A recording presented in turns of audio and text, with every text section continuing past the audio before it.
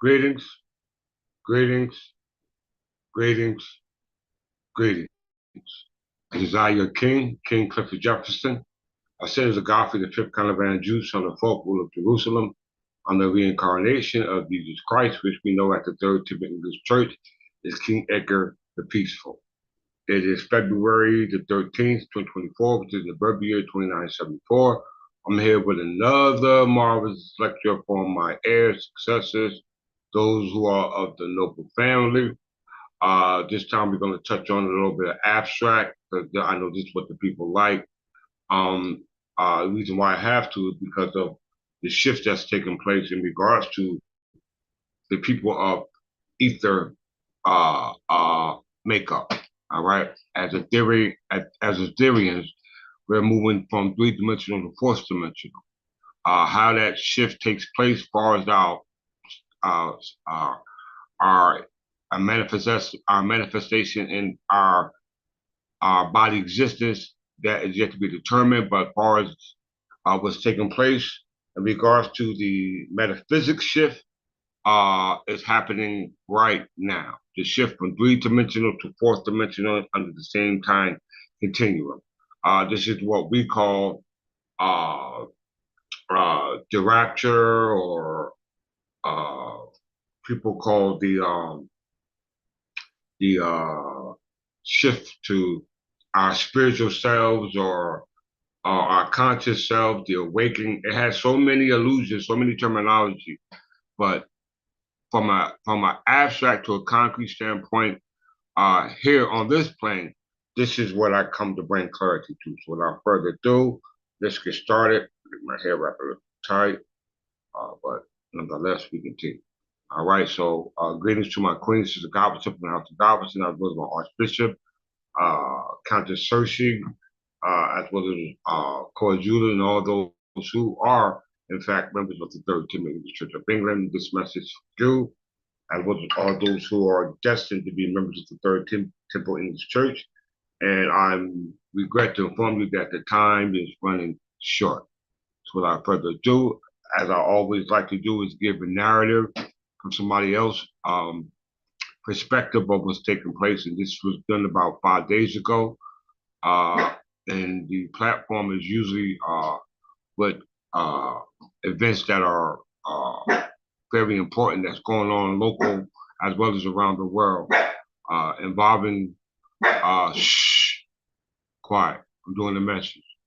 Involving from all parameters and of what is taking place around the world, as far as from weather events to social events to mental events. All these have a part to play in what's taking place right now.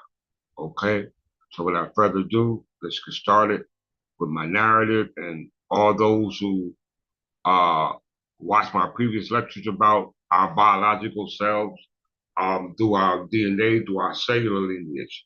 Yes, cells have a lineage. It's very important because you are made up of cells. So the only way to get back to your ancestors from a cellular lineage perspective, you must understand this lesson. So without further ado, let's get started.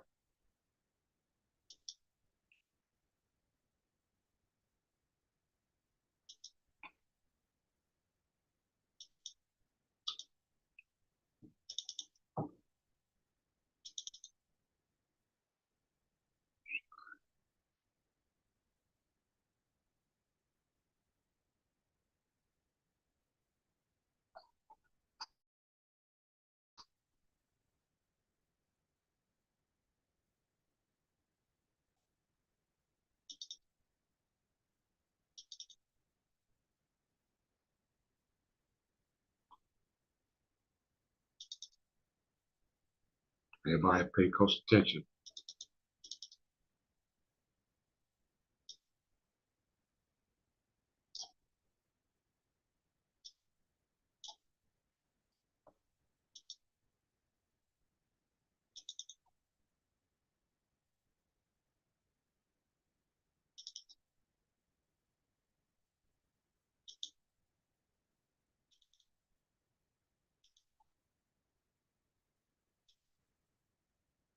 Pay close attention for what she says.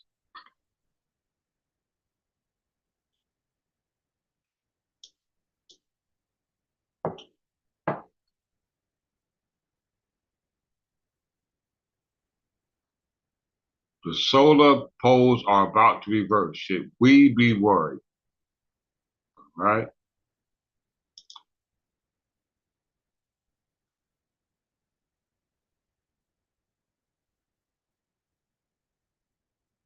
Our next story is about the sun. It is flipping out. Quite literally. Scientists say the sun's poles are about to flip. Just like the Earth, the sun has two magnetic poles, the magnetic north and the magnetic south. On Earth, the poles rarely change their order. They flip once every hundreds of thousands of years. But on the sun, it is a fairly regular occurrence. The poles flip about every 11 years. The last reverse in 2013, and you don't have to be a math genius to know the next reversal will take place this year. Scientists say it will be an epic transformation. They also say that it can be terrifying for us. So how will this shock impact the Earth? Should Earthlings be scared? No matter which school you went to. You heard what she said? She said, should Earthlings be scared? Okay? She said, should Earthlings be scared? You were bound to learn three things by rote. 1. The Pythagoras theorem. 2. Mitochondria are powerhouse of the cell. And 3. The sun is a big ball of fire.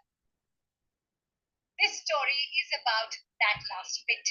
Because this year, the ball of fire is quite the hot topic. For starters, a total solar eclipse is predicted in April. This happens when the moon crosses paths with the sun, blocking it from view. It is a highly anticipated event for scientists. But they are concerned over one thing, the fact that the sun itself is getting ready to flip. Let's go back here. Mitochondria are powerful, no matter which school you went to. Should Earthlings be scared? No matter which school you went to, you were bound to learn three things by rote. So it don't matter what school you went to. All right? I don't care what school of thought you went to. You're about to learn something today. All right? 1. The Pythagoras theorem. 2. Mitochondria are powerhouse of the cell. And 3. The sun is a big ball of fire. Okay. She said 3. Pythagoras theory. She also said, Pythagoras theory. She said mitochondrial DNA and the upper house. It sounds like she said the upper house is the same, and the sun is a ball of fire. Let's listen to that again.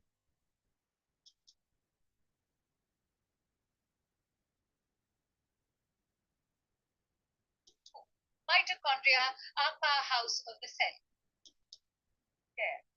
Y'all tell me if I'm there. I could swear she said. I could have swore she said Pythagoras theory was dealing with the square, all right, which is associated with the Euclidean geometry. The Pythagoras geometry deals with Euclidean geometry, all right, and it all involves space, all right, from 0 dimension to 1 dimension to 2 dimension to 3 dimensional on the 4th dimension, all right. She said it also involves mitochondrial DNA, which is the same as the upper house, and the ball of fire, which is the topic which she's discussing. All right. You were bound to learn three things by rote. 1. The Pythagoras theorem. 2. Mitochondria are powerhouse of the cell. And 3.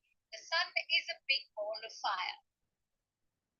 This story is about that last bit. Because this year, the ball of fire is quite the hot topic. For starters, a total solar eclipse is predicted in April. This happens when the moon crosses paths with the sun, blocking it from view.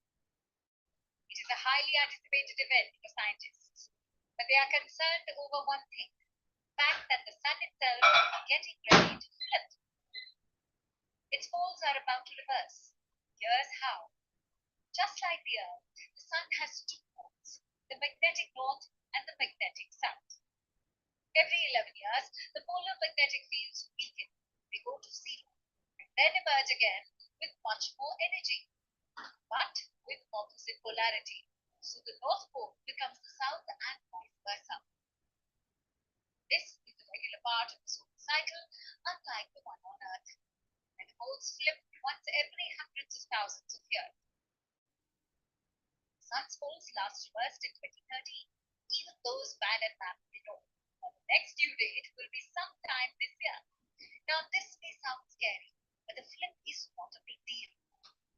What comes before the flip is, leading up to the pole reversal, the sun has intense magnetic activity. Right now, the sun is more active than it's been in over a decade. During these periods, the sun displays extravagant fireworks. There are solar flares or mass ejections. Scientists call them solar storms. Think of them as explosions. They hurl charged matter out of the sun, and it is shot across the solar system at a speed of hundreds of thousands of kilometers per hour. These particles can reach Earth in typically 3 days. And the results depend on what happens next. Remember, we told you about the Earth's magnetic poles? That's because the Earth has a magnetic field too. Usually, this field acts like an umbrella. It deflects the storm, much like rain bounces off an umbrella. But sometimes the storm is so strong it rips through the Earth's magnetic field. And the results can vary. On the positive side, solar storms can result in vivid auroras, which is why this year 2024 will be a bumper year for the Northern Lights sighting. Why will they be so visible? the northern lights may be stronger than they have been in at least a decade. But in some scenarios, solar storms can be the perfect storm for disaster. They can disrupt communication satellites and GPS in space and disable electrical grids on the ground. The possibility of such a hit is rare, but it can happen, like it did in 18, where the Earth witnessed the character event. It was the worst solar storm in history. It disrupted telegraph lines, hindered messages, sparked fires, and auroras were witnessed in Mexico City. It was a shock event, and if a similar incident occurs now, it could cost economies trillions. But in most cases, this active time for the sun is not dangerous. It has more positives than negatives. For starters, scientists have opportunity to dig deep into the sun. Secondly, you can start planning your next vacation. You said y'all can start planning your next vacation. All right, so let's talk about. You said it involves Pythagoras theory, also mitochondrial DNA, which she says the upper house, and the sun. All right, so let's talk about these things.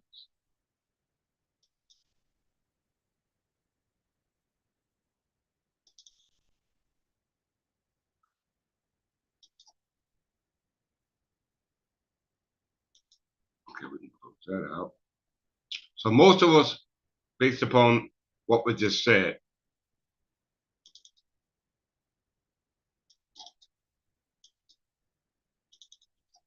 are right here is in the diagram on the left. All right, not too much brain activity going on. All right, pretty much absorbed into the world, pretty much everybody's on the same frequency. All right, but those who are conscious as a result of what's going on with the world moving from 3 dimension to 4th dimension on the same time continuum, this is what's going on. All right, get a lot of brain activity going on. All right, a lot of brain activity. It's very, very, very, very important. All right. You get a lot of brain activity based off the somatic nervous system, which receives information based off what they perceive based off perception. This is called transduction. All right. This is called transduction in the nervous system. So let's review that. So you need to determine where you're at, here, here, or here. All right.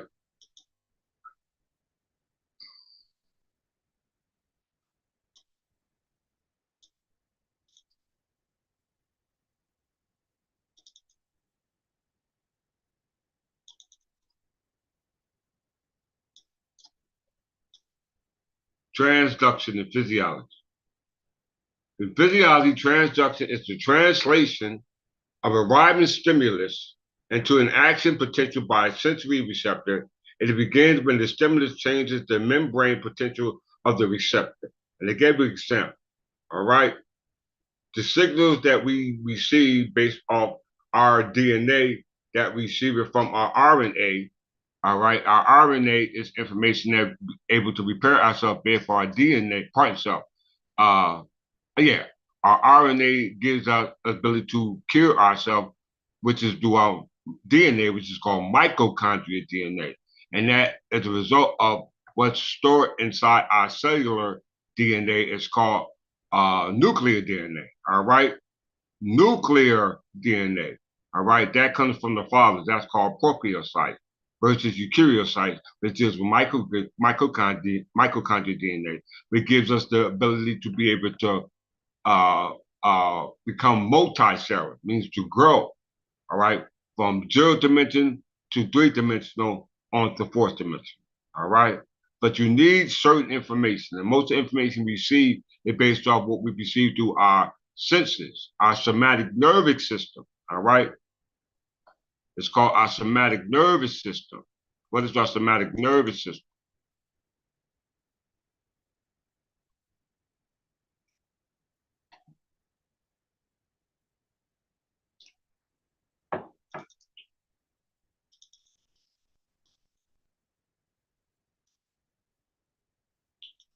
Our somatic nervous system is a map of the nerves that link the brain and spinal cord to the voluntary or skeletal muscles that are under the conscious control, as well as to skin sensory receptors. Specialized nerve fibers ends called sensory receptors are responsible for detecting information within the outside of the body.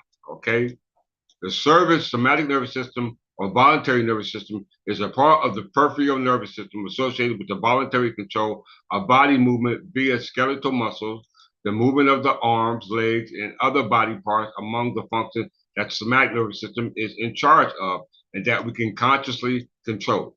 The somatic nervous system considers the nerves carrying effective nerve fibers, which relay sensation from the body to the central nervous system, and nerves carrying effective afferent nerve fibers, which relay motor command from the CNS to stimulate muscle contraction. Okay? Very simple. Very simple. Somatic nervous system. All right? So your somatic system is what you ability to be able to internalize the information that you receive through a process called transduction. And we know what transduction means. Let's go back there.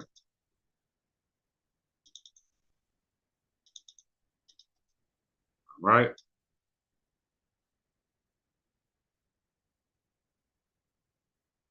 These are the transduction sensory points. Visual system,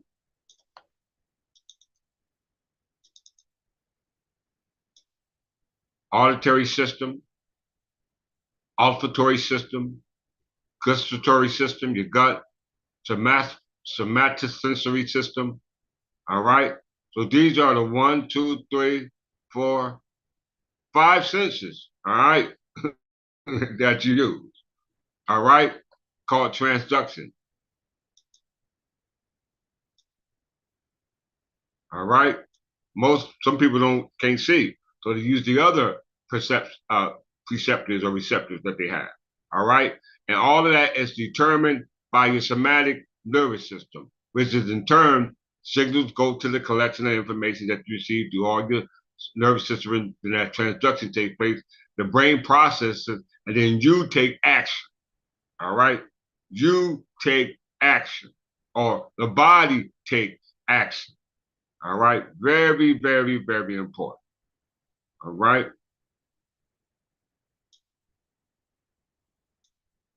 This brings us to the mind body problem.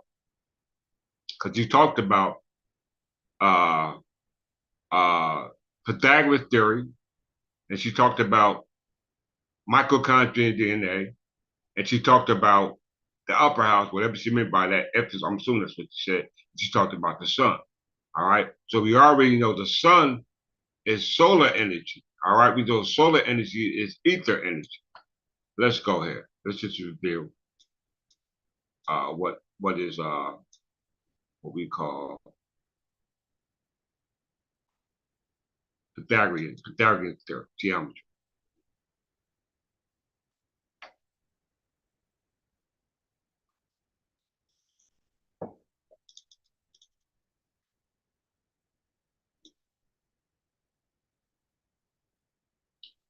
As you can see, 0 dimension, 1 dimension, 2 dimension, 3 dimension, on to 4th dimension. We're here in 3 dimension, all right? That's where we at, all right? Pythagorean theory explains that. In mathematics, stuff got to add up. Mathematics, the Pythagorean theorem or Pythagoras theorem, going back to Pendragon, Pendragon going back to King Arthur, all right, is a fundamental relation of the Euclidean, if I'm pronouncing wrong, forgive me, Euclidean geometry between the 3 sides of a right triangle. It states that the area of the square whose sides in the hypotenuse, the side opposite to the right angle, is equal to the sum of the areas of the same square on the other side. Okay, so we're talking about the triangle.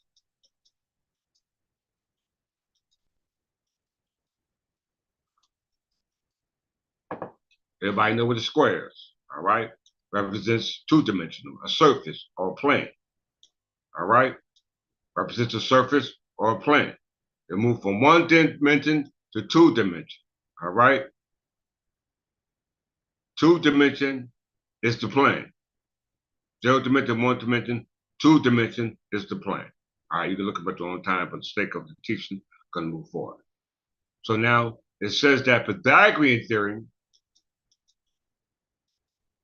in mathematics, Pythagorean theorem or Pythagoras theorem is a fundamental relation in the Euclidean geometry between the 3 sides of a right of a triangle. So what is Euclidean geometry?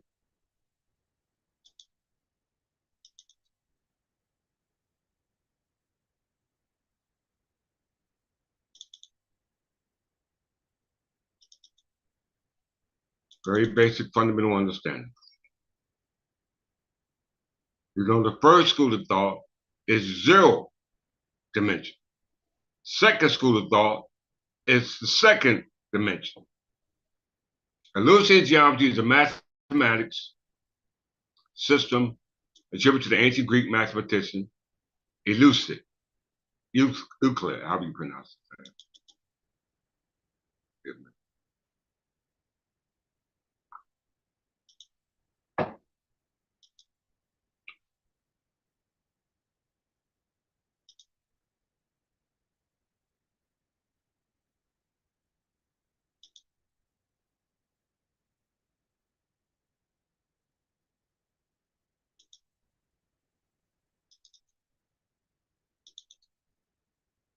Euclidean geometry. All right. Geometry is a mathematical system attributed to the ancient Greek mathematic Euclid, which he described in his textbook on geometry. Elements. Euclid approaches consist in assuming a small set of intuitive appealing axioms, postulates, and deducing many other propositions theorems from these.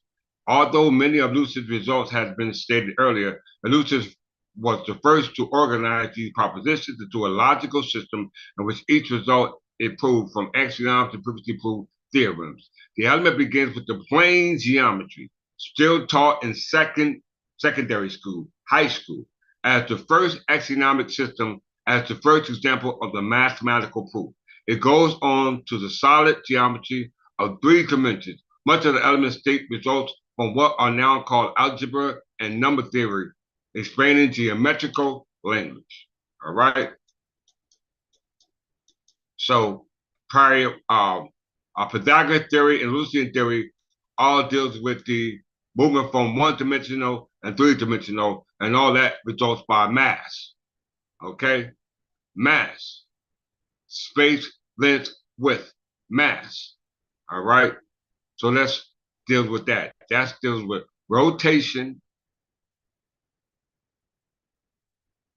And 4th-dimensional in Euclidean space. All right, 3-dimensional space. Let's go there.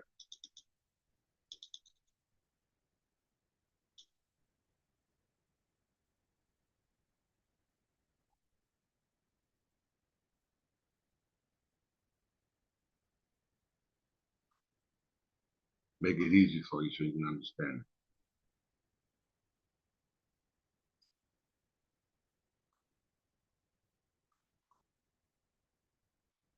Visualization of a 4D rotation.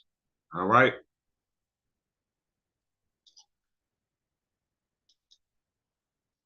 Every rotation in 3D space has a fixed axis unchanged by rotation.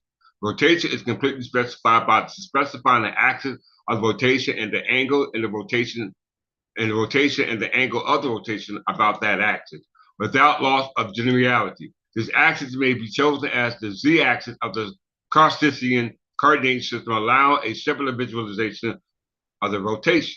All right. So this is dealing with shift from one dimension to two dimension, three dimension to fourth dimensional. That deals with space-time theory. Okay. That's what we're talking about. Space-time theory. All right. Let's move there before we go there.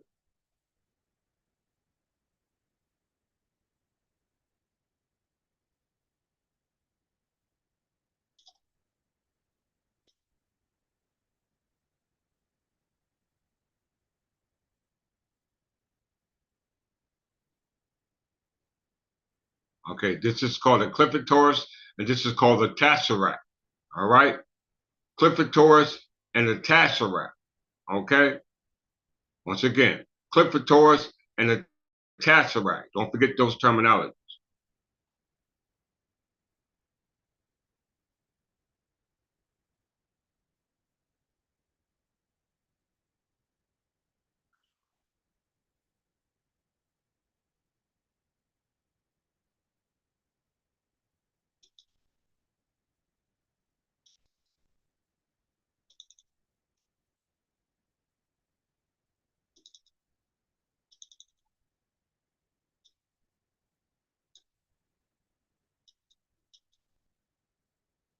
Everybody see the globe, right? This is going on. Earth is moving into the fourth dimension. As the Earth moves, you're moving with the Earth. All right. Not on the physical, but a biological level.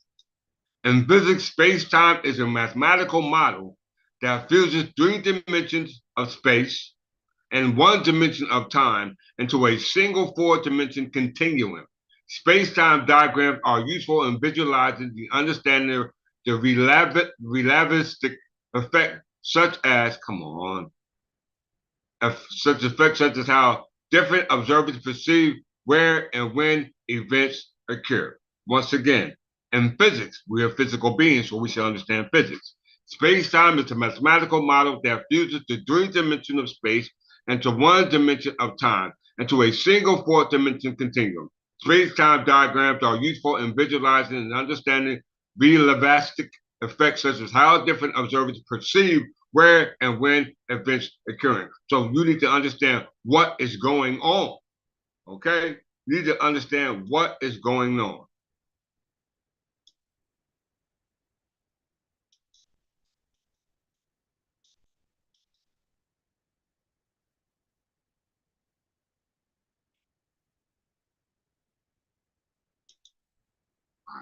Non-relativistic classical mechanics treat time as a universal quantity of measurement which is uniform throughout space and separate from space.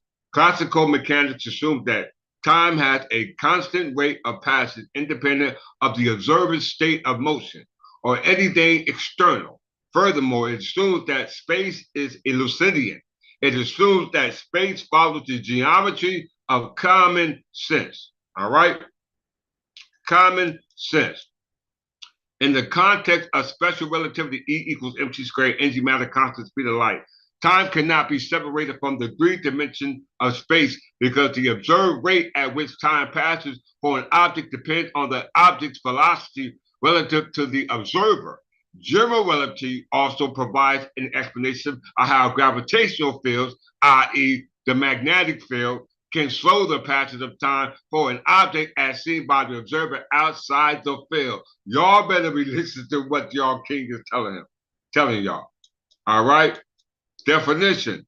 Non-relativistic classical mechanics treat time as a universal quantity of measurement which is uniform throughout space and separate from space. Classical mechanics assume that time has a constant rate of passage independent of the observer state of motion or anything external. Furthermore, it assumes that space is a Euclidean and assumes that space follows the geometry of common sense. Common sense starts in the mind, internalized by the brain through its faculty, through the somatic nervous system, through what we call transduction. In the context of special relativity, which deals with equal mc squared moving through space and time at the speed of light, time cannot be separated from the three dimensions of space because the observed rate at which time passes for an object depends on the object's velocity relative to the observer. So what speed are you moving at, my brothers and sisters? All right, so going back to this, if your brain frequency is here, you got a problem. You're not going to be able to make the shift. All right? You're not going to be able to make the shift. So you must understand general theory of relativity and special theory of relativity as Albert Einstein brought it forth, because he didn't even understand who ether, because ether is based upon the laws of physics. There was special relativity and general relativity. We're subject to general relativity right now, which is what we call space-time. All right? General relativity deals with space-time, moving from 3 dimensions to 4th dimensional in the same time continuum. Let's see.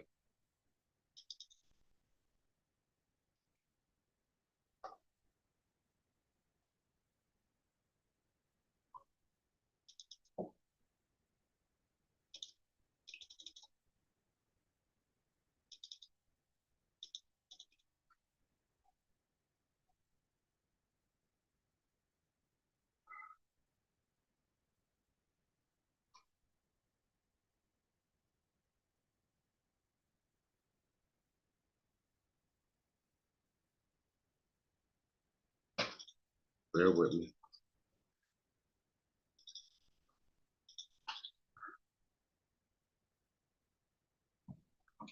General relativity. Here we go again. You see that is Lucy in space, that globe, that world, right? Moving into a 4th dimension and suspended in what they call ether. Okay? Ether.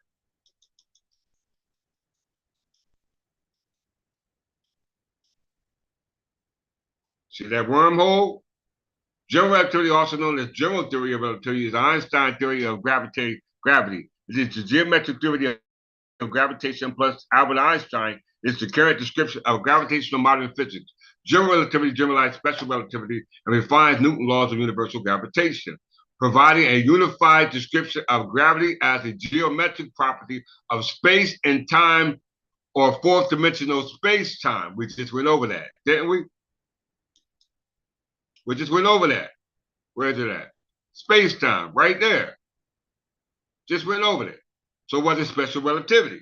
Let's look at that.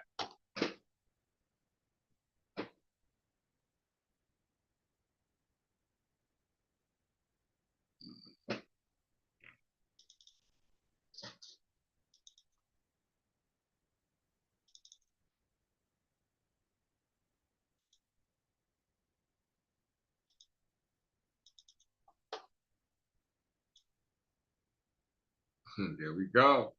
Look at that diagram, y'all. They know more than they're telling us. All right, that's the magnetic poles reversal or shift. Listen, in physics, the special theory of relativity, or special relativity for short, is a scientific theory of the relationship between space and time. In Albert Einstein natural applied treatment, the theory is present as being based upon just 2 postulates. The law of physics invariant identical in all inertial frames of reference. That is, frames of reference with no acceleration. The speed of light in vacuum is the same for all observers, regardless of the motion of the light source of observer. We know a vacuum is a condition where matter cannot go. Okay? Matter cannot go to the vacuum. Vacuum is what we call a wormhole. Right? The vacuum is a wormhole. Special relativity has a wide range of consequences that has been experimentally verified. This includes the relativity of simultaneously length, contractional time, dilation, the relativistic velocity, addition formula, the relativistic Doppler effect. This gets into what they call what they call it, electromagnetic frequency, dealing with what they call acoustic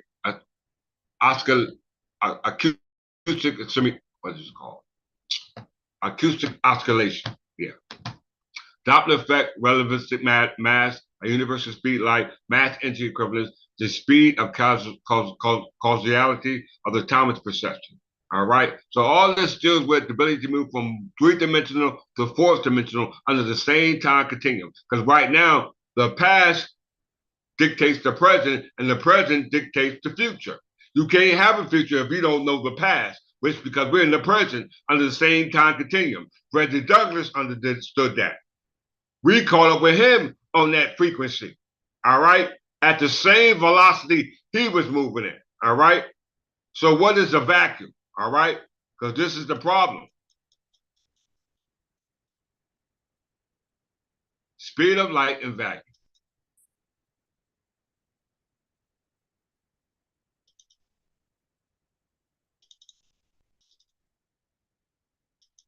This is when you get into movie Thor, moving from Asgard to Midgard, all right? We know light travels through a vacuum, all right? Lightning travels through a vacuum, i.e. Clouds, all right? When clouds collide, it creates lightning, and lightning creates a vacuum for the energy to travel through.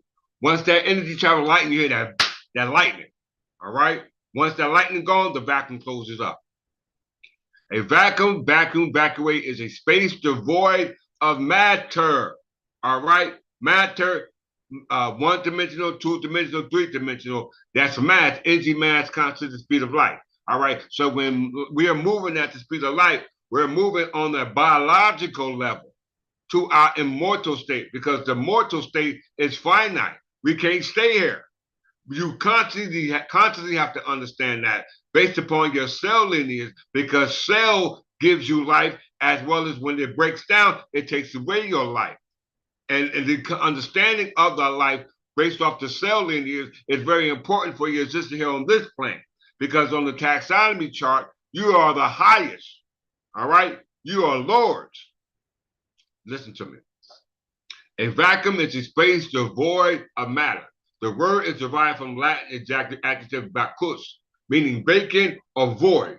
An approximation to such vacuum is a region with a gaseous pressure much less than the atmospheric pressure that we have on Earth. Because we breathe oxygen, right? The four elements: fire, earth, air, water. All right? Fire, earth, air, water. They are subject to this terrestrial sphere circle that we're subject to. Outside the sphere, we have ether, which we really are. We are composed of ether, all right? But only to get back to ether, we must make that transition through that vacuum, all right? Where the body can't go. You see it in the movie Marvel, when all of them started changing and their body was turning into matter. You know what I'm saying? They didn't know what was going on. I bet you, what's the name knew what was going on? What was his name? What's the guy name? Somebody help me out. With the hands with the stones. I got the picture here too. So,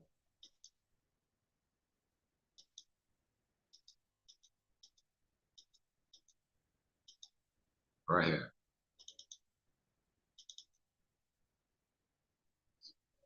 Everybody see him? Whatever this guy's name. He understood the power of that ether stone.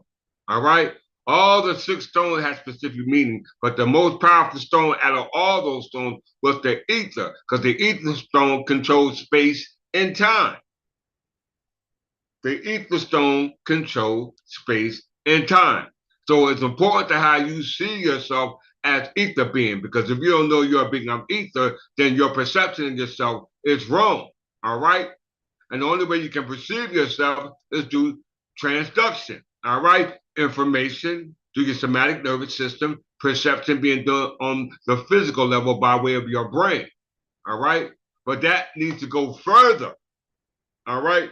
This needs to go further in your understanding of your existence as a result of what's taking place with the world as we know it right now. Okay? Let's get back to it.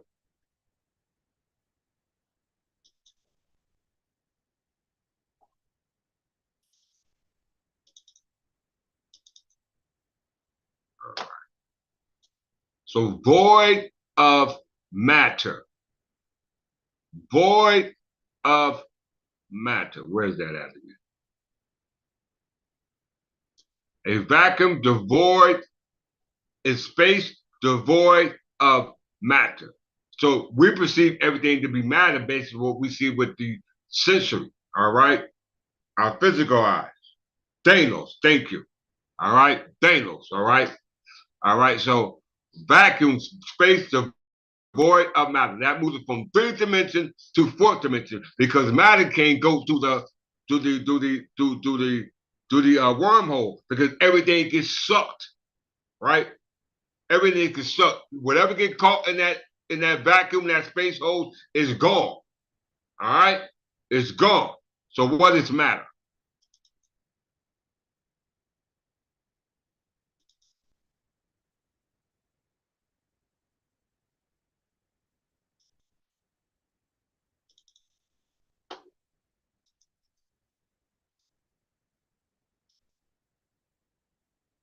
In classical physics, in general chemistry, matter is any substance that has mass and takes up space by having volume, okay? All everyday objects that can be touched are ultimately composed of atoms, which are made up of interacting subatomic particles. And in everyday as well as scientific use, matter generally includes atoms and anything made up of them, and any particles or combination of particles that act as if they have both rest, matter, and volume. We know that's not the case because when something dies, what happens? It decays. It starts to break down. Okay? The energy is still there because you can't change energy. Energy can only change form. All right, but you can never destroy energy. So if we are energy, that means that we are beings of energy, and we know energy is made of ether. All right, ether. This is atomic energy. All right, the kind that the sun produces. All right, they call it antimatter. All right, we are beings of antimatter. All right, you are a ship moving through space and time. The only way you know that is by understanding yourself through what we call here at the Third Temple English Church autobiological memory. Let's go there.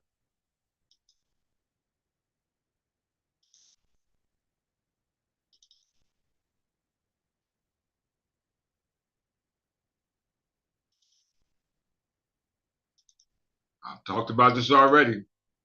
People keep acting like, because I ain't Albert Einstein or in one of these schools, that I don't know what I'm talking about. Okay.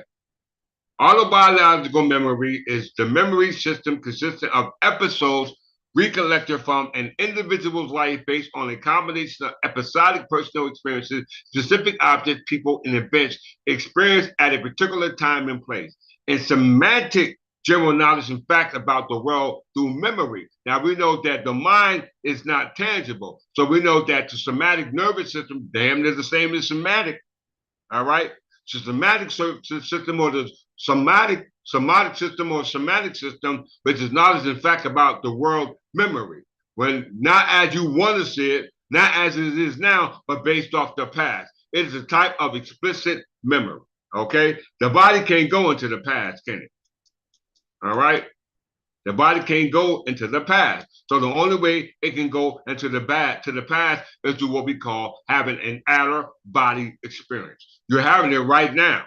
All right. So you're not confined to the somatic system, which is things you see through what we call somatic transduction, which is what you're seeing with your physical eye. Because you can go out there and experience anything you want to, but yet you stuck here listening to me. Why? Because it's not your physical that is attracted to what you're hearing, it's your mental that is attracted to what you're hearing. And through your mental, you're able to travel back in time where the body can't go through what we call the out of body experience, similar to Leo in the Matrix. All right.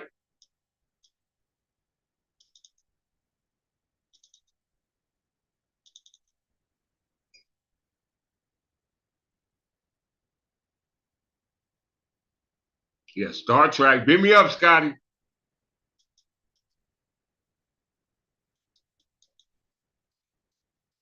An out of body experience, OBE, out of body experience, what they call an extra IBE, what's that other term? IBE. Well, we're going to get to that. Extraterrestrial, oh, yeah, we're going to talk about that today.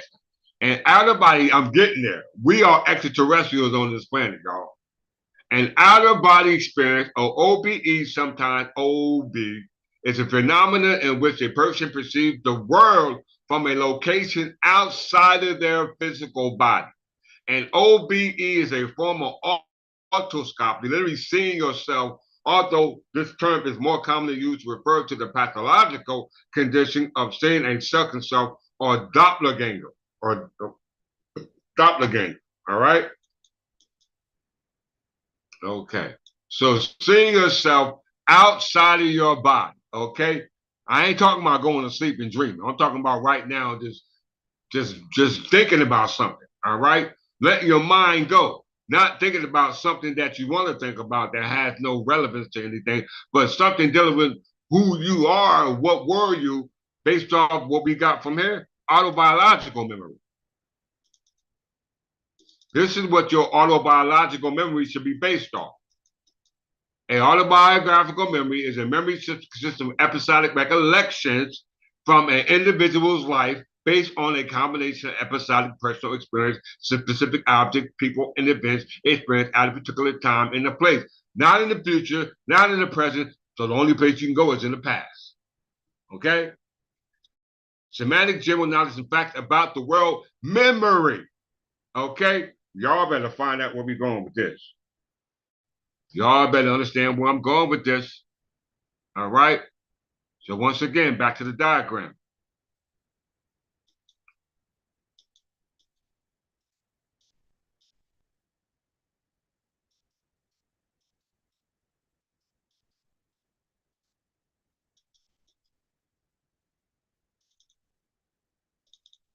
Most of my people are here.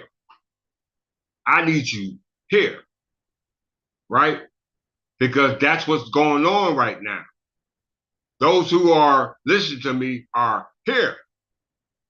I don't care if you just logged on tomorrow. You are here. If you go back here, that's up to you. All right. That means the switch has been cut on. All right. Let's prove the switch has been cut on. Let's go back. The door has been opened for you. All right.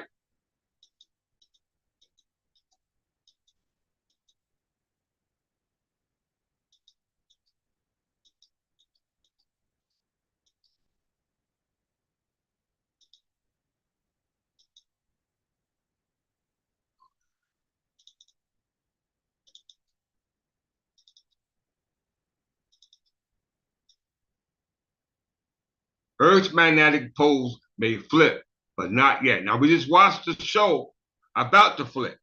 All right. She said a flip on the interstellar level is going to take place. All right. That's what she said. All right. Now look at this diagram. All right. Look at this diagram. Earth's magnetic poles may flip, but not yet geographical. All right. Let's go here.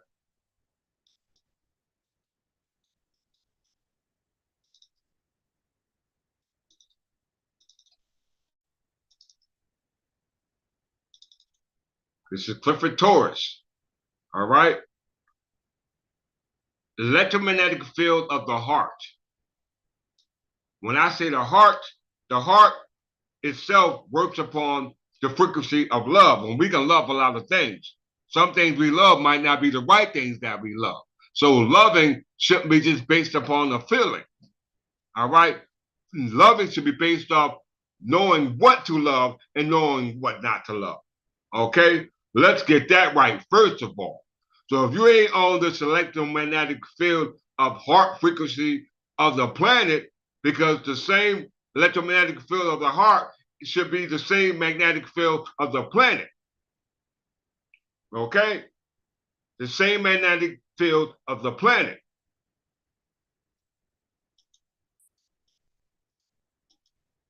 There you see it. Okay?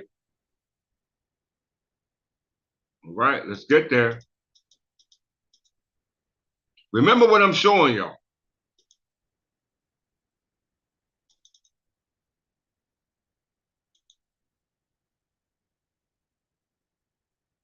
Let's go back to here.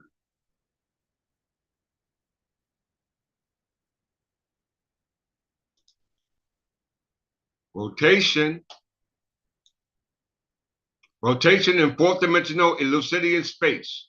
All right? As you can see, matter cannot move into fourth dimensional. Matter cannot move into what we call energy matter constant speed of light, which is special theory relativity. It says space and matter cannot occupy the same space and vacuum. Okay? And the vacuum is what happens when the space-time continuum manifests, which is a shift from 3 dimension to the 4th dimension, which we call the Tetrahedron. If you go back to the movie Marvels, everybody was obsessed with that Tetrahedron. It's also called quintessa. All right? We must understand that. Oh, we're going to talk about this, y'all. All right. So there you see in metaphysics the shift of what is about to take place with us as a people. All right? Clifford Torus. Let's see this right quick. This is fun. My first name is Clifford.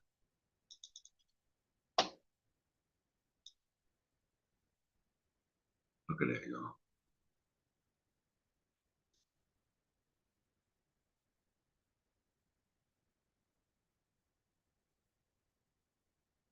That looks beautiful to me.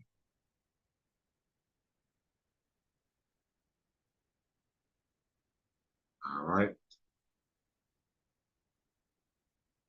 Let's look at Tesseract now. Let's look at Tesseract. This is going even more pleasant to the eyes to show you really what's taking place.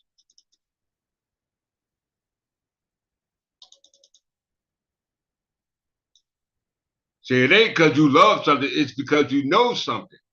All right? This is what y'all really need to understand. This is what y'all need to understand to be able to make the shift. If you don't, then you're in that first box out of the 3 boxes. All right? There's a Tesseract.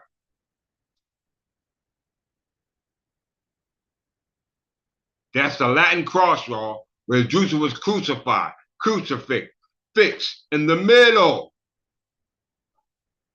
All right? Let me give you a good diagram. There you go. Boom. 1, 0 dimension. 2 dimension, the square. 3 dimension, the cube. 4 dimension, the tesseract. The body can't go there, y'all. Let's give you another example. Right there. Your body got to take you there. Your body is a spaceship. Yes, your body is a spaceship moving through space and time, through autoscopy. All right? Your physical body can go, but your mind can go by way of memory. All right? Remembering. Your mind It's not even attached to your body. It ain't confined to the things that the physical body confined to. So use your mind at the fullest capacity on things that the body needs to be able to make the link or the uplink to what we call immortality. Yes, immortality, the shift from 3 dimensions to 4th dimension by way of the shifting of the poles results in what we call our state of immortality. All right? Yes, you're in the queue, brother. You're in the queue. Let's get there. Let's bring it home. Let's bring it home. I don't want to miss nothing.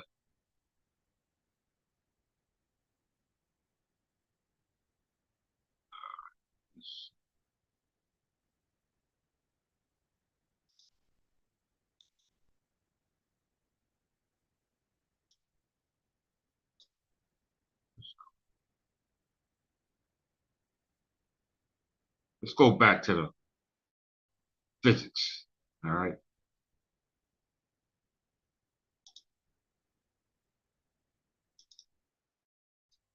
Hold on, let me go ahead.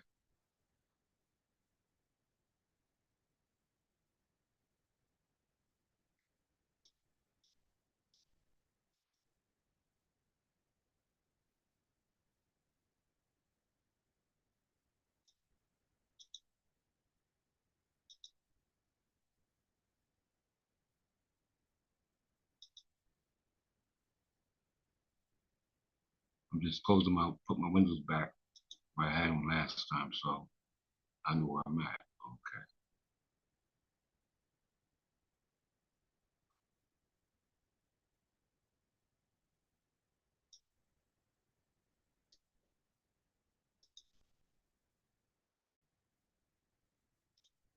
Bear with me, y'all. Okay, here we go.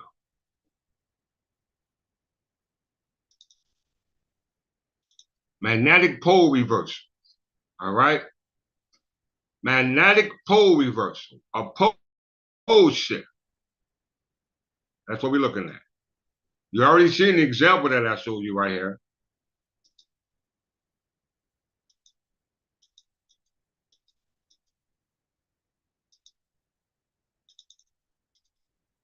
You see that Earth's magnetic pole may flip.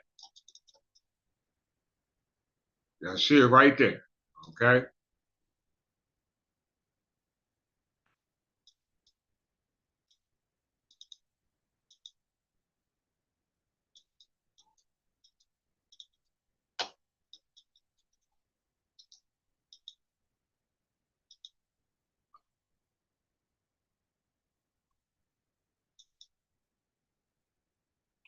Magnetic pole shift or magnetic field reversal. Geometric reversal. Geomagnetic reversal is a change in the planet's magnetic field, just as the position of magnetic north and magnetic south are interchanged, not to be confused with the geographic north and the geographic south. The Earth field has alternated between periods of normal polarity, in which the predominant direction of the field was the same as the present direction, and reverse polarities, in which it was the opposite. These periods are called chronos. Here's the word chronos. No, Thanos there. It sounded the same thing. I wish it would have been Chronos. All right. But Chronos is some entity. I remember that name, Chronos.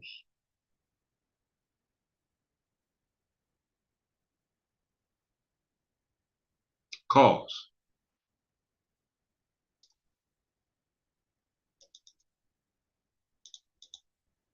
The magnetic field of the Earth and other planets that have magnetic fields is generated by dynamo action, in which convection of molten iron in the planetary core generates electric currents, which in turn give rise to magnetic fields. In simulations of planetary dynamos, reversals often emerge spontaneously from the underlying dynamics. For example, Gary Gaussler and collaborator Paul Roberts of UCLA ran numerical models of the coupling between electromagnetism and fluid dynamics in the Earth's interior. Their simulation reproduced key features of the magnetic field over more than 40,000 years of simulated time, and computer-generated field reversed itself. Global field reversals at regular intervals had also been observed in the laboratory liquid metal experiment. I'm less concerned with the experiment. I'm more concerned about the diagram here.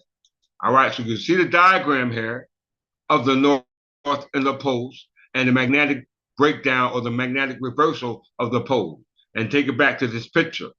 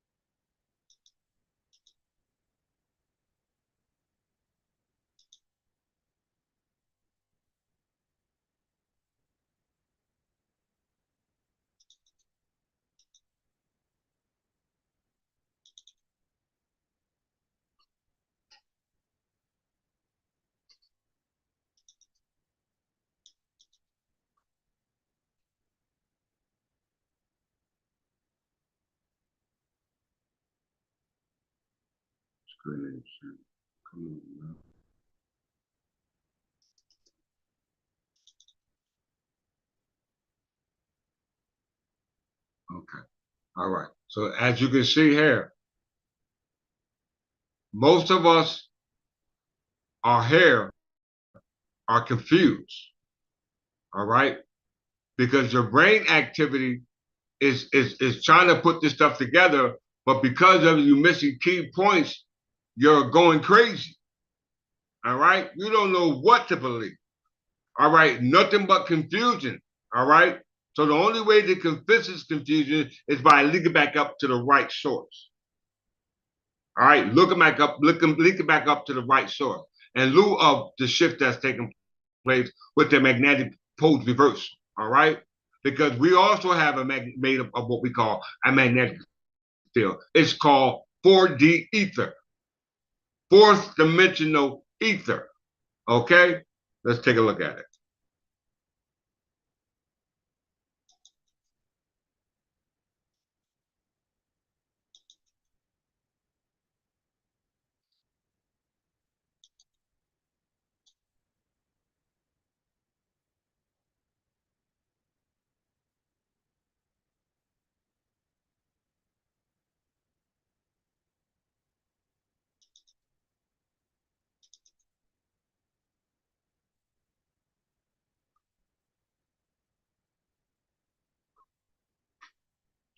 Right.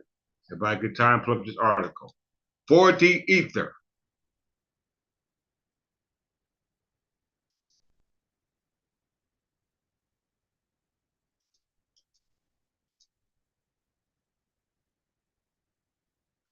For the ether theory revisits the popular 1800s concept of luminiferous ether through the lens of a fourth-dimensional geometry.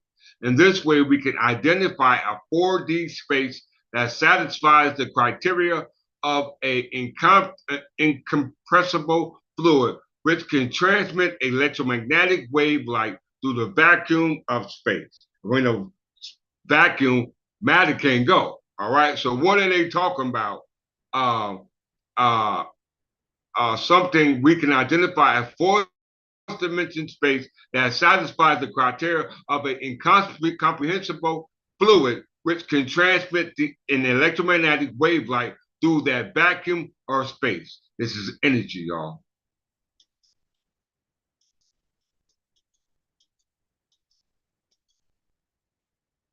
When science first began exploring the nature of electromagnetism in the 19th century, the wave-like nature of light had been fully established. However, there remained one last problem to solve. If light was a wave, then what was the medium that could transport it through the vacuum?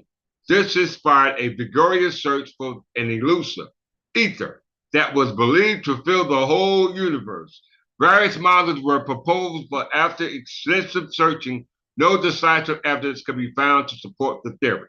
Subsequently, Einstein proposed that the light acted as a particle began to take precedence as the quantum nature of reality became more apparent. Y'all better listen. However, the wave-like nature of light could not be discarded altogether. Light held all the properties of a wave, with the exception that it appeared in quantized packets, although no medium could be found that would transport the wave through the vacuum. As a result, science adopted the view of wave-particle duality. The theory was extended to suggest that the conscious observer was the underlying reason for this nature. Ooh, that's heavy. The theory was extended to suggest that the conscious observer was the underlying reason for this nature. So if you ain't conscious what I'm talking about, it's pretty much over for you. This was a bold step for science, as upon accepting this theory, it has taken a brave leap into the metaphysical over the scientific. The effect an observer has on the experiment is impossibly difficult to prove scientifically. Yet, in order to maintain the particle nature of light, the idea was adopted to become the most commonly accepted theory today. All right? Let's read, let's get there. However, if ether was to be found, then the ambiguity of the wave particle theory would begin to fail. In order to sustain such an idea, ether would need to act like an incompressible fluid and be able to transmit light through the vacuum of space without detection. While this might seem a difficult set of criteria to overcome, a fourth dimensional perspective does offer a ether solution which can satisfy this demand. All right, let's go there. What is the fourth dimension? There we see. Like Archbishop, what you say? Yes, the Earth is a Torus field. Yes, it's my field, Clifford's field, right there. When we consider 3D forms, we can observe the measure and characteristics a 4D shape incorporates. Time into its very substance. The most simple of these is the Clifford's torus, or 4D sphere. This shape is found throughout the universe as the magnetic field lines around the Earth, Sun, and any bar magnet. Did y'all hear that? Did y'all hear that? There you go, that picture for the yoga. All right? Yoga ain't going to get you there. Knowing this will get you there. The nature of 4D space is not only limited to the 4D spirit torus. All the Platonic solids, such as the tetrahedron, octahedron, and the cube also exhibits a fourth dimensional quality, i.e. the tesseract. All right? Does that sound simple enough for y'all? All right? Yes, fourth dimension is only for those who are made of ether. All right? Ether. Before we go into that, let's deal with immortality. All right?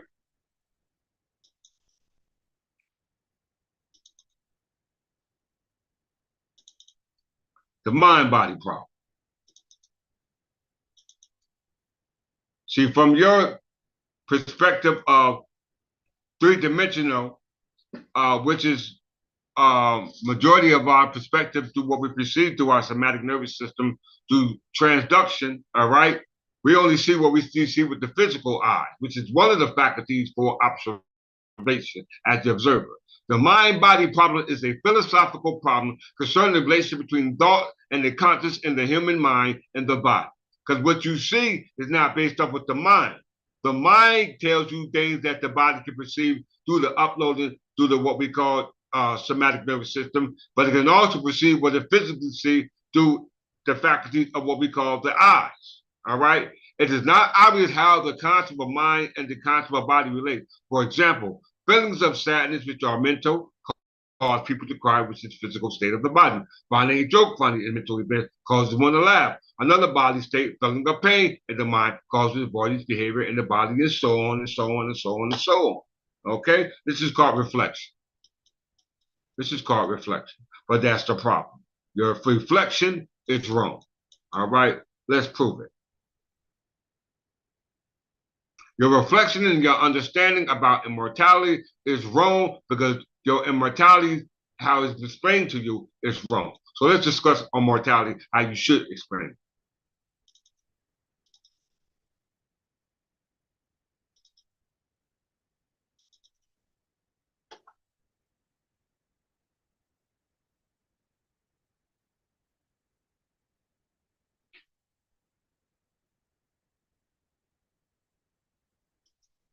Immortality is a concept of eternal life.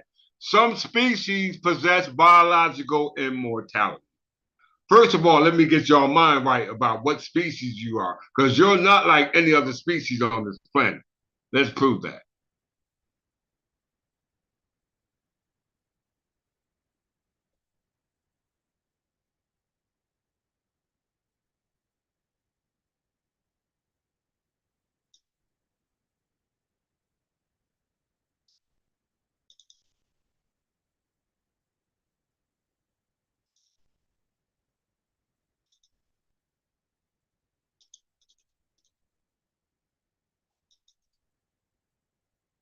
Taxonomy. I'm pretty sure everybody's familiar with this. In biology, stop looking at yourself from the flesh. Look at yourself from a biological level, because some species are able to obtain immortality on a biological level, called biological immortality, through what they call cellular lineage. All right? Know who you are on a cellular level, i.e., this is called mitochondrial DNA, because the lady said during there's three criteria. She said she said Pythagoras theory. She also said mitochondrial DNA, which is the upper house. Then she said the Earth's magnetic field. I mean, the sun is a ball of fire. All right, those are three examples she gave. All right. So in biology, taxonomic rank is the relative level of groups of organisms. We know organisms deal with all things that have cells. All right.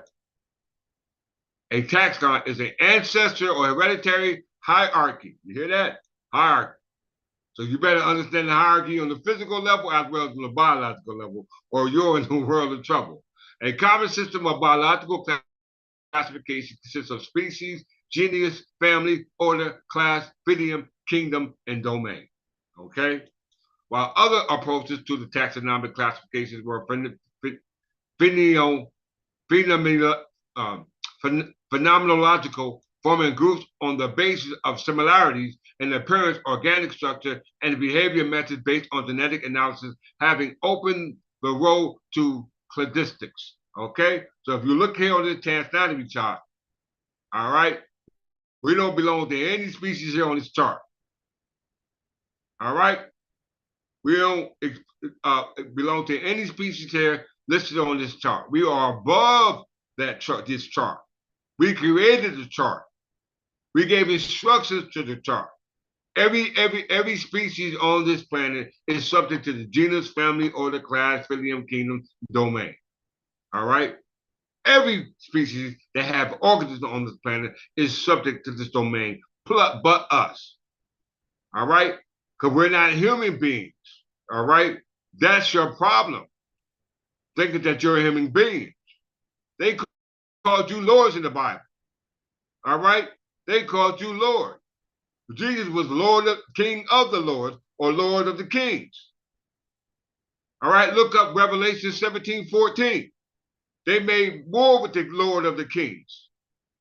Look it up, Revelation 17:14. Let's get there.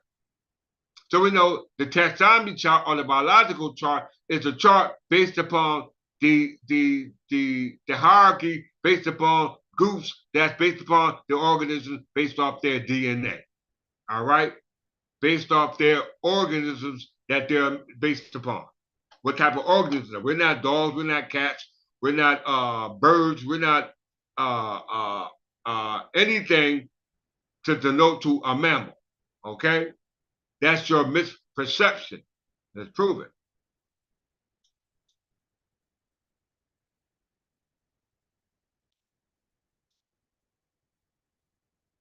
Immortality. Immortality is the concept of eternal life. Some species possess biological immortality. Very important.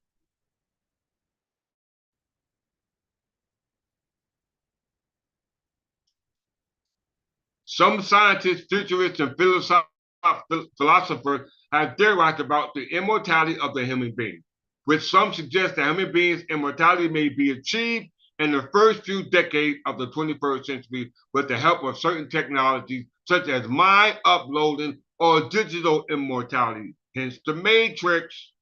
All right. They can do it, but we can do it through out of body experience, which is nothing more than a process of RNA. RNA gives the ability to be able to heal the DNA with missing links that the DNA is missing on the DNA on a cellular level.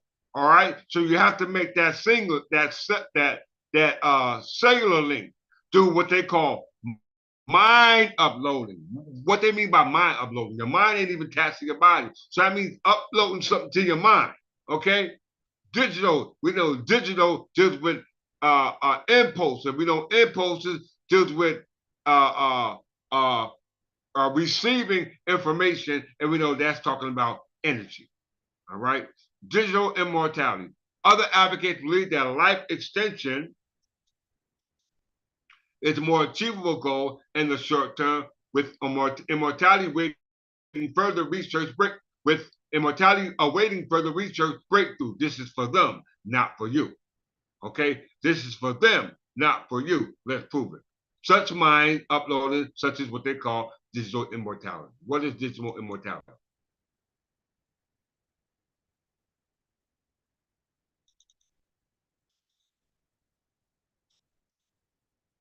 Digital immortality or virtual immortality is a hypothetical concept of storing. You hear that? Did y'all hear that? Of storing, digital uploading, storing your brain, uploading to your mind. Your brain gives the ability for the mind to receive information. All right? It's the hypothetical concept storing or cloning a person's personality, impersonating, incarnating in a digital substrate, i.e., a computer, robot, or cyberspace. Mind uploading. The result might look like an avatar, behaving, reacting, thinking like a person on the basis of that person's digital archive. After the death of an individual, this avatar could remain static or continue to learn and self-improve autonomously, possibly becoming CAI. They talking about you. All right? They talking about you. A considerable portion of the transhumanists and singularitarians place great hope into the belief that they may eventually become immortal by creating one of many non-biological functional copies of their brains, thereby leaving their biological shell. These copies may then live eternally in a version of digital heaven or paradise. Did y'all hear that? Did y'all hear that? You're right, the crown. All right. So since we understand that immortality is achievable through digital immortality, to uploading your mental perception of who you are to your mind. All right, because the mind is not attached to your body. That's the key. That's the gift of allowing to be able to leave this prison, the biological self. All right, but that only happens on the cellular. Hi, what they say, ET phone home. Let's phone home, y'all.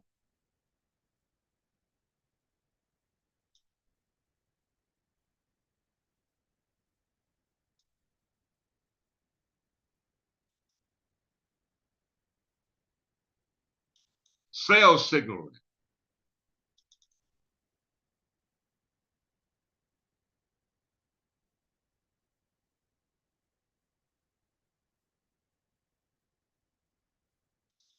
It's gonna get even higher.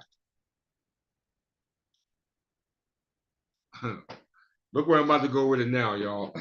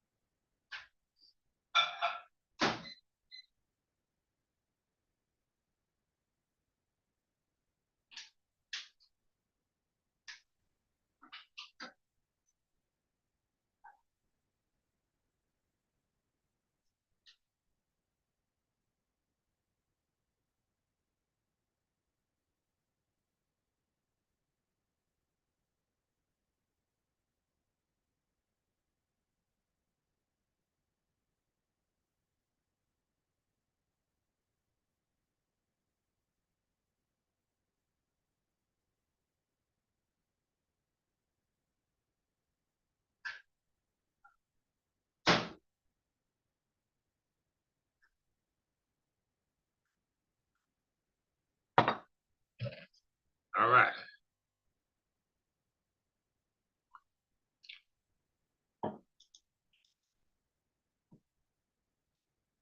I'm in physics, biology. I mean, I didn't go to school for this.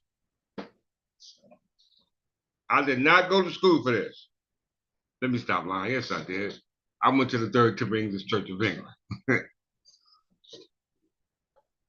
Biology. Everybody listen. In biology, we talk about trying to achieve immortality from a biological perspective, right?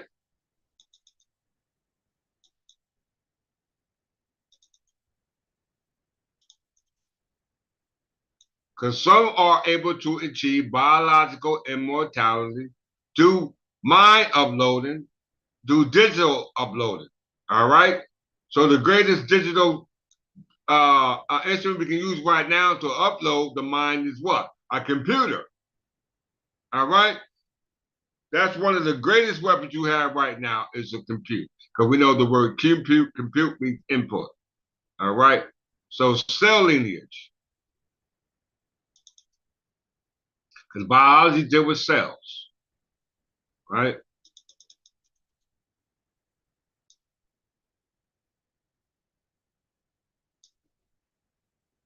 We know we have a somatic nervous system. The somatic nervous system gives us the ability to internalize what we perceive to process of transduction. All right. I'm not going to pull them back up. You should be able to remember because I pulled them up a couple of times. I'm going to do it one last time for you. Transduction.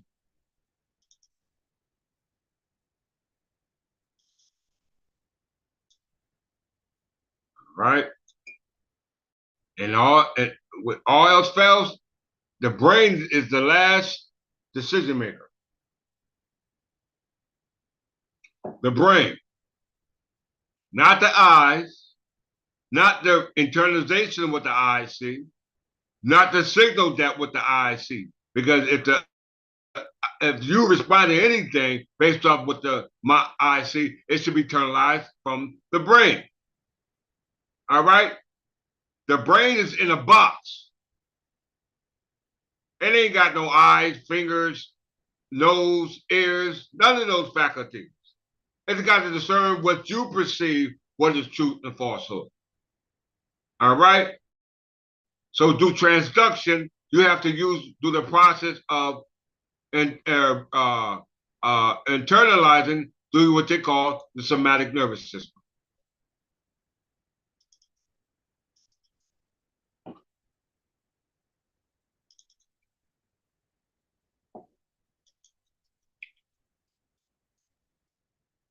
Everybody say it.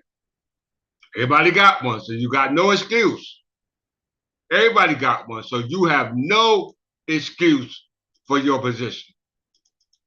All right? You have no excuse.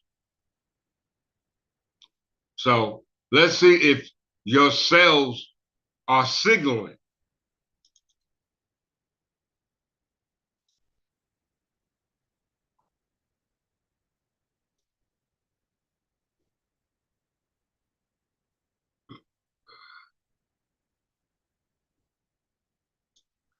Cell lineage denotes to the development history of a tissue or organ from the fertilized embryo. This is called a eukaryocyte. All right? This is based on the tracking of an organism's cellular ancestry due to the cell division and relocation as time progresses. This starts with the originator cell and finishing with the mature cell, then no longer can divide. This is three-dimensional, move from 0 to three-dimensional from the original creator or originator, which is called the prokaryocyte, because the prokaryocyte has no nucleus. All right. We know the embryo is a part of what they call mitochondrial DNA that has a nucleus that has the information that gives the cells the ability to be able to become multicellular, to cell divide. All right? We must understand that, y'all.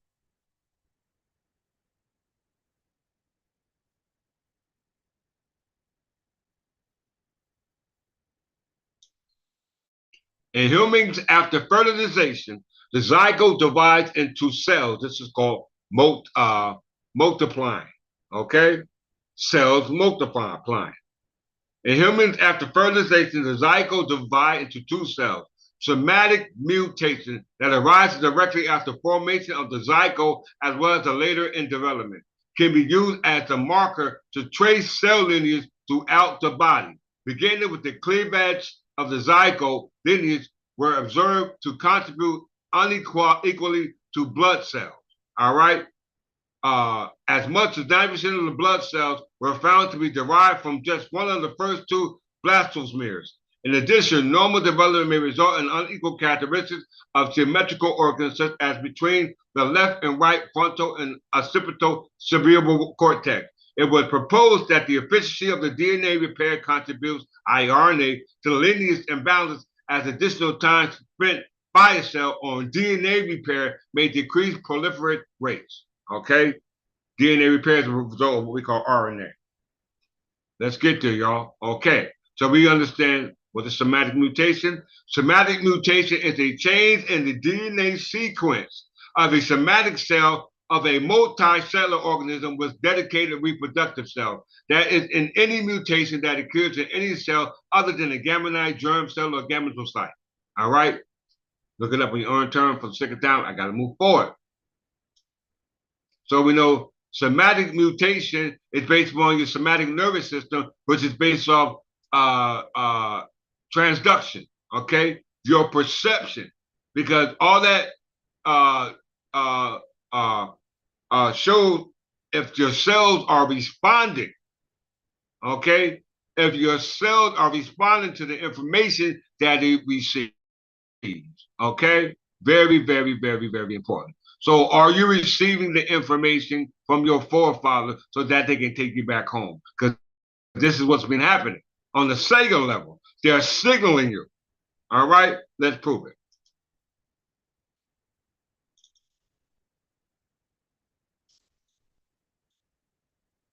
Everybody look up extraterrestrial. Everybody look it up.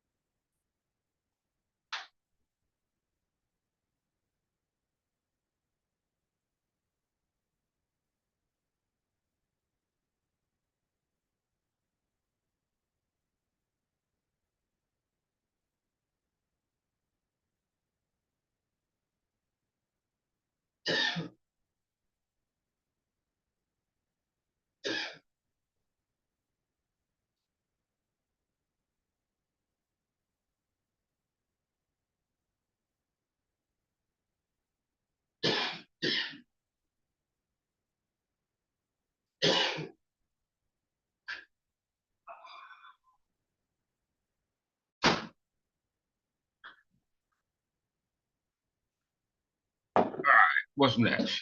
Extraterrestrial life, alien life. All right? Extraterrestrial life or alien life. Extraterrestrial life or alien life or colloquially, parts of colloquially, colloquially, I can't get that. Or colloquially, parts of simply aliens is life, which does not originate from Earth. Okay?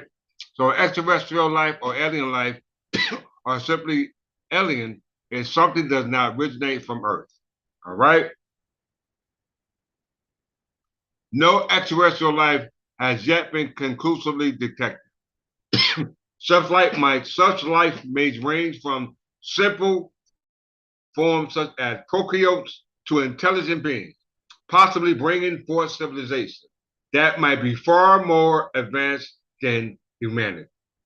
Did you hear that? Extraterrestrial life or alien life or colloquially, simply aliens is life which does not originate from Earth. No extraterrestrial life has yet been conclusively detected. Such life might range from simple forms such as prokaryotes to intelligent beings, possibly bringing forth civilizations that might be far advanced than humanity. All right, let's take a look at this prokaryotes. All right.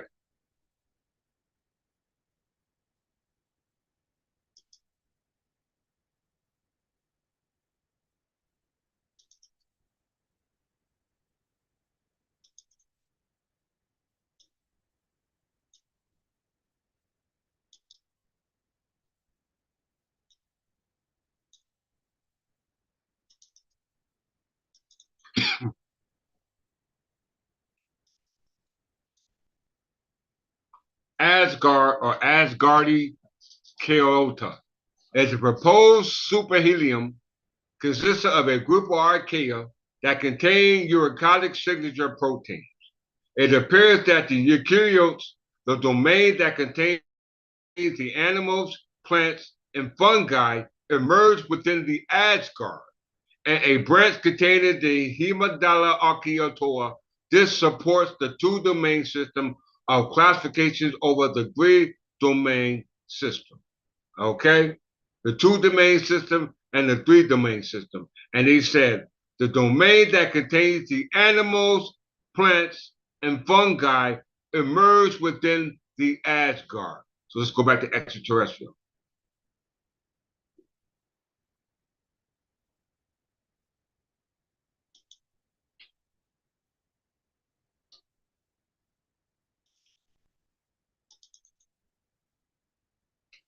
Extraterrestrial life, alien life, or colloquially simple alien life, which does not originate from Earth, nor extraterrestrial life has yet been conclusively detected. Such life may be ranged from simple form, such as prokaryotes, to intelligent beings, possibly bringing forth civilization that might be far advanced than humanity. So prokaryotes are not eukaryotes. Let's first make that distinction. All right? Let's first make that distinction. Because where were we a second ago? Right here. Cell signaling. All right? Y'all better listen. In biology, cell signaling in British English is the process by which a cell interacts with itself, other cells, in the environment. Okay? That's somatic nervous system. Okay? That's what they call transduction. Interacting with the environment based off your perception of your environment. All right? Because it's really only happening on the cellular level. All right? Cell signaling is a fundamental property of all cellular life in prokaryocytes and eukaryocytes. So if prokaryocytes are extraterrestrials and eukaryocytes are Asgard, which this was with the animal family, and we know the animal family, which are those which are based in what we call um what was that called? The taxonomy chart, all right? The taxonomy chart right here.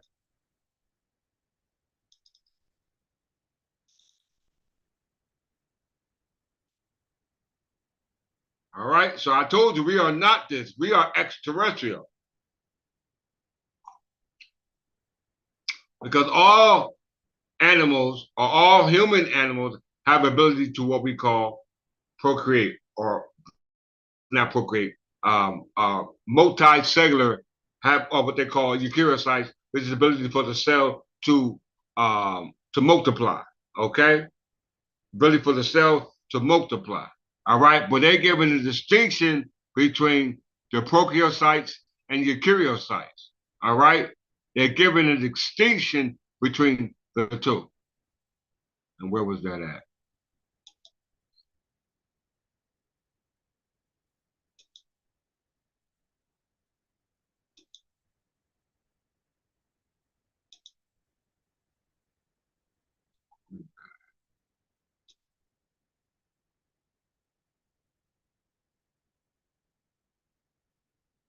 Cell signal. Right. Cell signal.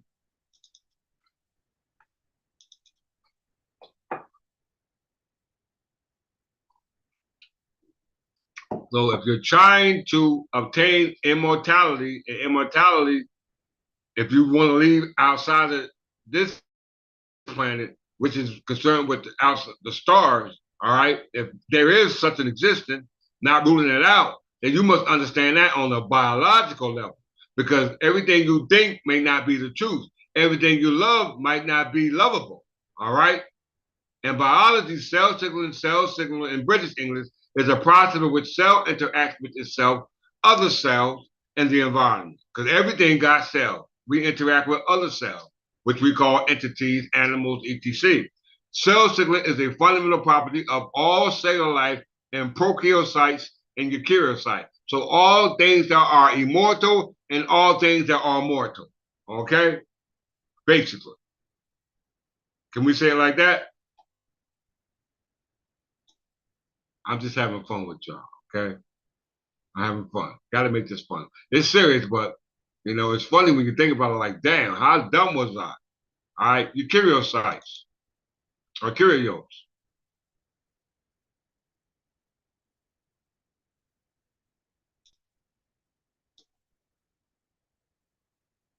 All right,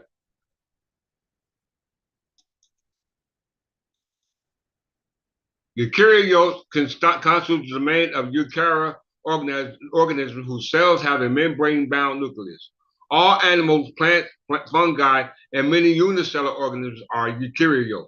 They constitute a major group of life forms along the two groups of prokaryotes, the bacteria and archaea. Eukaryotes represents a small minority of the numbers of organisms, but give them generally much larger size. Their collective global biomass and much larger than that of a prokaryote. Prokaryotes. So what are prokaryotes? Let's check that out, because they said that was extraterrestrial. All right.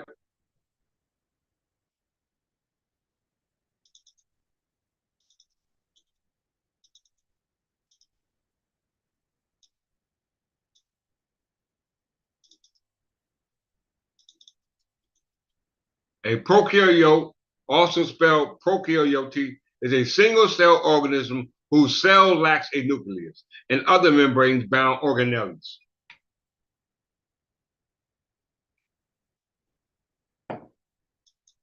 The word comes from the ancient Greek before and nut kernel. It is the two empire system arising from the work of Eudardo Chaton. Prokaryotes were classified within the empire Prokaryota. But in the three-domain system based upon molecular analysis, prokaryotes are divided into two domains, bacteria and archaea. All right, organisms with nucleus are placed in the third domain, eukaryota. So in actuality, we are basically germs and bacteria. All right, genes, genetics. We must understand that. Working continuously to get us back to where we need to be, right? Because we know that cells, as they said, interact with each other as well as with other cells in the environment, right? Just not with us, but we can walk around and there's cells, germs, bacteria in the air that can harm you, and there's some that don't harm you. So the environment was actually created for the enjoyment of us before the industrial age. All right. All of a sudden now you got pollution, the ozone layer, which causes the magnetic field to shift. All right. This is what's going on now. I got to get a hand of applause for this. All right. Somebody give me a hand of applause.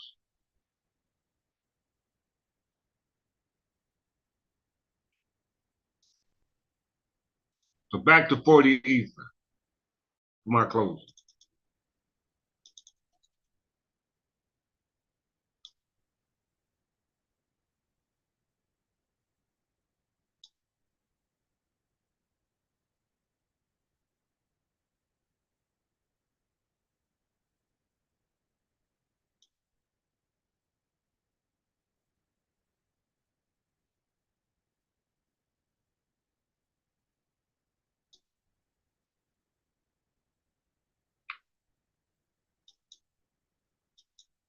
What is fourth dimension? When we consider 3D forms, we can observe and measure its characteristics. A 4D shape incorporates time into its very substance. All right? That's space-time, moving to a 3 dimension to a fourth dimension under the same time continuum. We must understand that. The most simpler of these is the torus or 4D sphere, Clifford's torus. The shape is found throughout the universe as the magnetic field line around the Earth, Sun, and any bar magnet. Okay, so either it's Clifford torus or Clifford's cross or the 4D sphere. Okay, all right, which brings me here. Ether.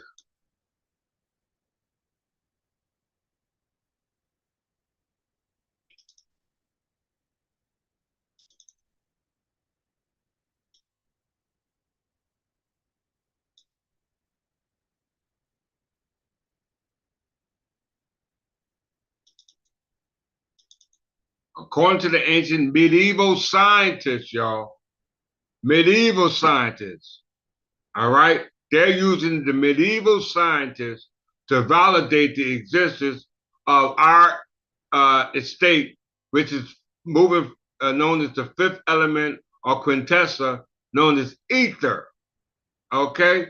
Known as ether, also called Clifford's torus or the 4D sphere, fourth dimensional sphere, all right? Because we know sphere means circle. It is the material that fills the region of the universe beyond the terrestrial sphere. The terrestrial sphere is the Earth sphere.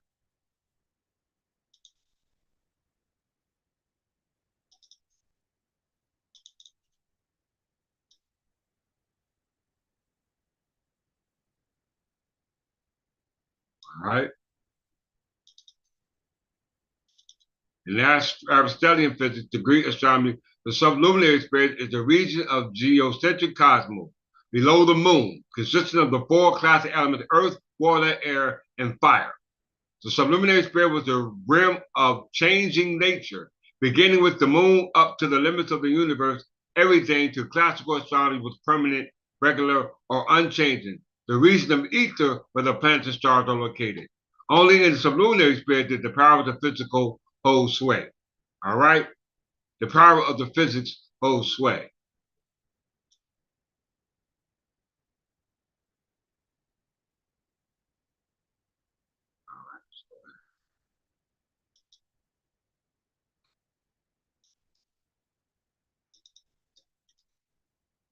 According to the ancient medieval science, alternative spell includes ether, ether, also known as the fifth element or quintessence. It's the material that fills the region of the universe beyond the terrestrial sphere. The concept of ether was used in several theories to explain several natural phenomena, such as the propagation of light and gravity. In the late 19th century, physics postulated that ether permeated space, providing a medium through which light could travel in a vacuum. But evidence for the presence of such medium was now found in Michelson Morley's experiment, and this result has been interpreted to mean that no luminous ether exists. Because how you going to, when we study ourselves, we would know that this is talking about us, but we weren't taught this. They were actually studying us. How do I know it? What was actually reality? They told it was myth. Let's check it out. The word in Homeric Greek means pure fresh air or clear sky. In Greek mythology, it was thought to be the pure essence that the gods breathed, filling the space where they lived, analogous to the air breathed by mortals in the subluminary sphere, i.e., the terrestrial sphere. So that means that they knew that we were made up of ether, which was the breath that we breathe in our God state body, i.e., our etheric body. It also personified the deity Ether from the Greek, son of Erebus and Nyx in traditional Greek mythology. Ether is related to the incineration or intransitive to burn or to shine. Relative in the name Ethiopians, Ethiopia meaning people with the burnt black facades. So they talk about you, about what's going to take place when the time comes for you to change from physical to etheric, from three-dimensional to four-dimensional. And if I'm hearing correctly, it's going to be soon. Okay? Ether theology.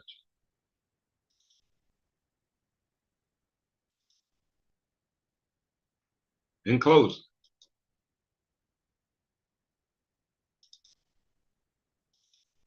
in physics, ether theories, also known as ether theories, propose the existence of a medium, a space-filling substance, a field of transmission medium. Now, what is the transmission medium?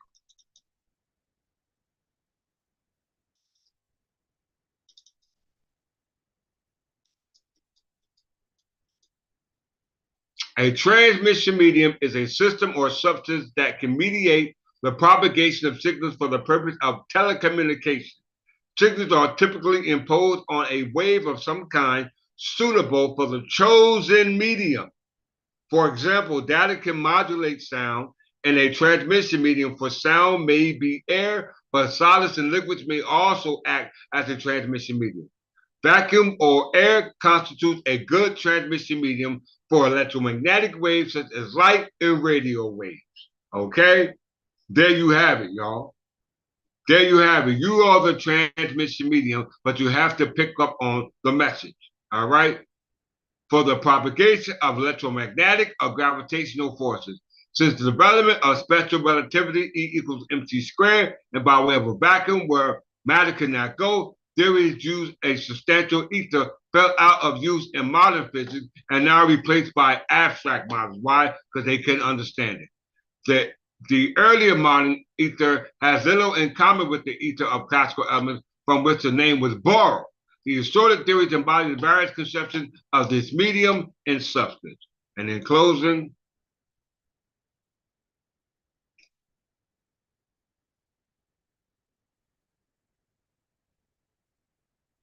Albert Einstein sometimes used the word ether for the gravitational field within general relativity.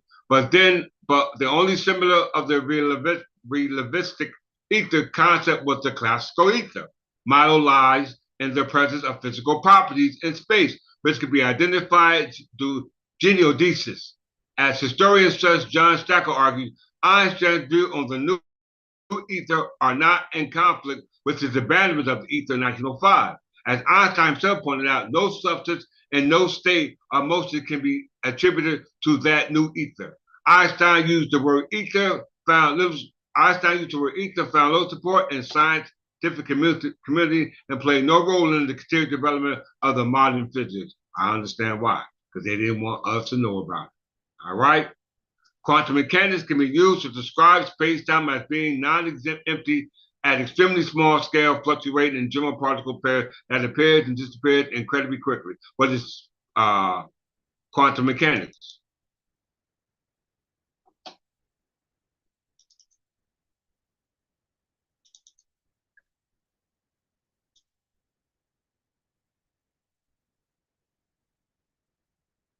We ain't gonna get to that. We're gonna leave that out. We'll talk about that some other time. So in closing, we as English people, from the understanding of us as a people, not based off the color of skin, but based off our makeup, i.e., our composition, i.e., our DNA, i.e., our cells, i.e., our biological cells, i.e., our RNA and DNA and nuclear DNA that gives us the ability to be able to move from here to autobiological memory, to what we call having an out-of-body experience by remembering, taking the mind back into the time and era where your ancestors was, which Frederick Douglass can attest to, that he was an Anglo-Saxon fraternity. Moving from to here, because the same thing happening in your mind is happening on the earth.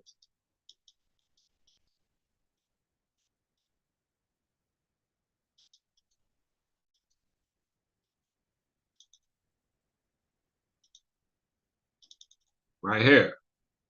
Okay, it's happening right here on the earth. simultaneously. Okay? And as a result of that happening on the earth, it's happening to you.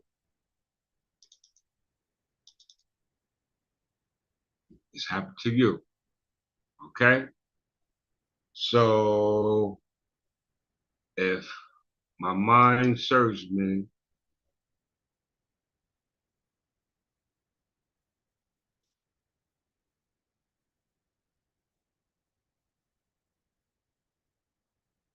I think I covered everything. Let's stop this and realize that I really care for all those to be able to understand that we're actually, our bodies are going to be called home. Okay? Some people call the rapture. You know what I'm saying? But this is a real event that's going to take place. All right? If I had a dream, you know what I'm saying, or vision that actually took place, if those who've been following me and or went through my previous or my first presented lectures, I explained that. I'm not going to do it now because, as I said in scriptures, Jesus came to his own, but his own received him not. All right. So uh, once again, you know, I said I don't even know what time the Father call us back home. But I know there is going to be a calling, and that calling will be for a few. So with that, I say peace, and I